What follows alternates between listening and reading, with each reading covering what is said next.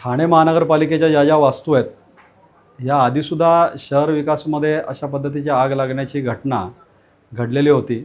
नुकतीच गावदेवीची घटना आगीची घडली, तिकडे जीवितहानीसुद्धा झालेली होती.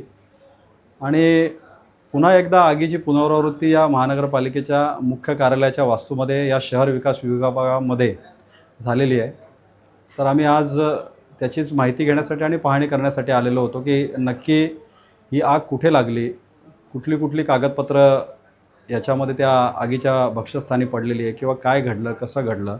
पण वेळीच ते फायर अलार्म्स वाजले आणि सुदैवाने जसं गावदेवीची घटना घडली ती रात्रीची वेळ होती, सकाळची वेळ होती, त्यामुळे प्रशासकीय यंत्रणा तातडीने कामाला लागली आणि आग या ठिकाणी विझवली गेली. त्यामुळे पुढची एखादी चुकीची घटना या ठिकाणी घडली नाही. आणि ही सगळी आम्ही माहिती घेतली की जी ठाणेकरांची कागदपत्रं आहेत ही तुम्ही सगळी संकलित करा. कुठली कागदपत्रं आहेत यांची ती यादी बनवा, त्याची पुनर्बांधणी केली गेली पाहिजे. आणि कुठली कागदपत्रं याच्यामध्ये ती डिस्ट्रॉय झाली याची माहिती ठाणेकरांना कळली पाहिजे. ते कॉम्प्युटरायझेशन, डिजिटलायझेशन या सगळ्यांचं केलं पाहिजे. आणि ज्यावेळी महानगरपालिका या फायरचे नियम असतील हे आपली बाकी ठिकाणी आपण जेव्हा लागू करतो, कुठेतरी त्यांनीसुद्धा आत्मपरीक्षण या ठिकाणी करणं गरजेचं आहे आणि आपल्याला सक्षम करणं गरजेचं आहे की अशा घटना या वारंवार या ठाणे शहरामध्ये किंवा ठाणे महानगरपालिकेच्या वास्तूंमध्ये किंबहुना ठाणे शहरात कुठेही या घडता कामा नये. कुठे ना कुठे गॅसचं सिलेंडर असतं, ती आग बुझवण्यासाठी प्रत्येक डिपार्टमेंटने ठेवलं पाहिजे. हां, फायर एक्स्टिंग्विशर्स असतात. बघा, मी ज्यावेळी गावदेवीची तक्रार केली त्या तक्रारीमध्ये वरती जे DDRचं कार्यालय होतं त्या फायर ब्रिगेडचा असा अहवाल होता आणि त्या अहवालामध्ये त्यांनी नमूद केलेलं होतं की इकडचे ते फीलसुद्धा केलेले नाही आहेत.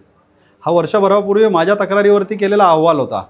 त्या अहवालानंतर त्या ठिकाणी त्या उपाययोजना करणंही गरजेचं होतं. पण अशी खेदाची बाब आहे की ठीक आहे, ती आग मार्केटपुरती त्या ठिकाणी मर्यादित राहिली, वरचं DDR कार्यालय असेल किंवा प्रभाग समितीच्या कार्यालयापर्यंत गेली नाही. पण ह्या फायर इक्विपमेंट्स असतील, फायर एक्स्टिंग्विशर्स असतील किंवा फायरचे स्प्रिंकलर्स असतील, आता ह्याच्यामध्ये जातीने लक्ष घालून या सर्व गोष्टींची पूर्तता या ठिकाणी या प्रशासनाकडनं केली गेली पाहिजे. ना की कुठला तक्रार अर्ज आला आहे, बाबा आला आहे, केली आहे पाणी, झालं आहे पाणी, 2 लोकांचा जीव त्या ठिकाणी गेलेला आहे.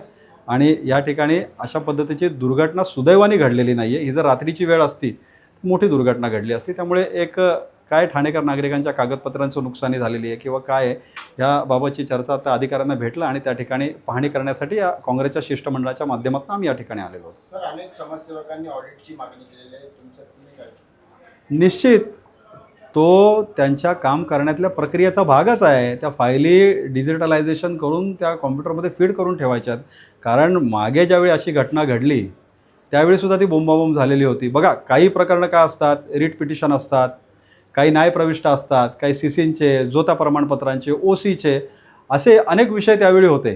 त्यामुळे अशी घटना घडल्यानंतर मग शेवटी असं होतं ना, आता बघितलं ना TDRचा जो घोटाळा झाला आहे की सर्व सामाजिक संस्था किंवा सर्व राजकीय पक्ष याच्यावरती आवाज इको सेन्सिटिव्ह झोनमध्ये कशा पद्धतीने दिली, काय दिली. मग अशा घटना त्या विभागाशी घडल्यानंतर निश्चितच एक ठाणेकर म्हणून त्या ठिकाणी कुठेतरी या संशयाला तो वाव राहतोच ना. त्यामुळे ह्या सुरक्षितेच्या दृष्टीने कॉम्प्युटराईज या करून ठेवणं, तुम्ही जसं म्हणालात की याचं ऑडिट करणं, आणि याच्यामध्ये आता आपण आतमध्ये गेल्यानंतर बरीचशी कागदपत्रं त्या ठिकाणी होते, त्यांची लिस्टिंग त्या ठिकाणी झाली पाहिजे की कुठली कागदपत्रं अर्धवट जळाली आहेत, पूर्ण जळाली आहेत, त्यातली महत्त्वाची कागदपत्रं किती, आणि एक त्याची पुनर्बांधणी केली जाते. ती त्या पद्धतीची पुनर्बांधणी या ठिकाणी केली पाहिजे, असं आता अधिकाऱ्यांशी भेटून आम्ही आमचं त्या ठिकाणी म्हणणं त्यांना मांडलेलं आहे.